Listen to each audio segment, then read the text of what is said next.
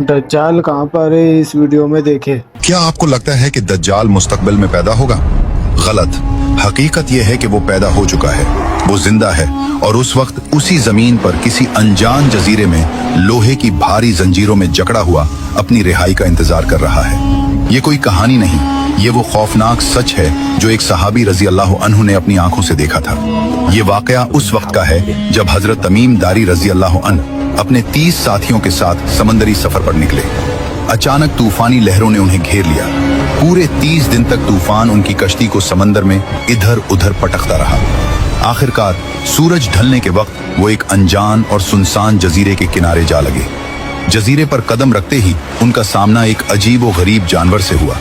इसके जिस्म पर इतने घने और लंबे बाल थे कि ये पहचानना मुश्किल था कि इसका आगे का हिस्सा कौन सा है और पीछे का कौन सा। सहाबा रजी अल्लाह अन्हुम ने डर कर पूछा, तो क्या बला है? इस जानवर ने इंसानी जबान में जवाब दिया, हूं।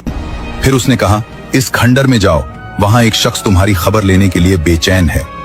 वो लोग डरते हुए इस पुरानी इमारत में गए।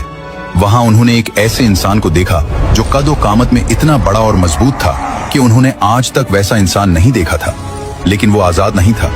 इसके दोनों हाथ गर्दन से बंधे हुए थे और उसके घुटनों से लेकर टखनों तक लोहे की भारी जंजीरें थीं। हजरत तमीम दारी रजी अल्लाह अन्हु ने पूछा, तो कौन है?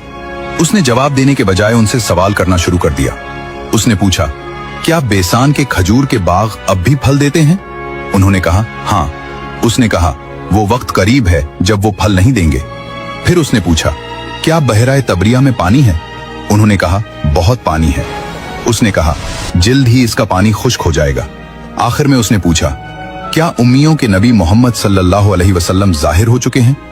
उन्होंने बताया, हाँ, और लोग उनके साथ हैं। ये सुनकर उसने वो राज खोला जिसने सबको दहला दिया।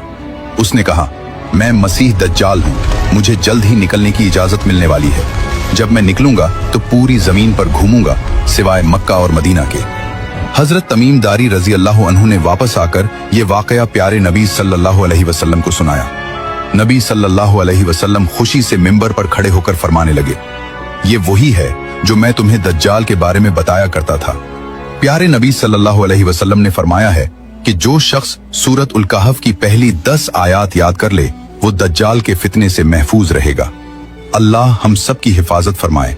कमेंट में आमीन जरूर लिखें और ऐसी ही मुस्तनद वीडियोस के लिए सब्सक्राइब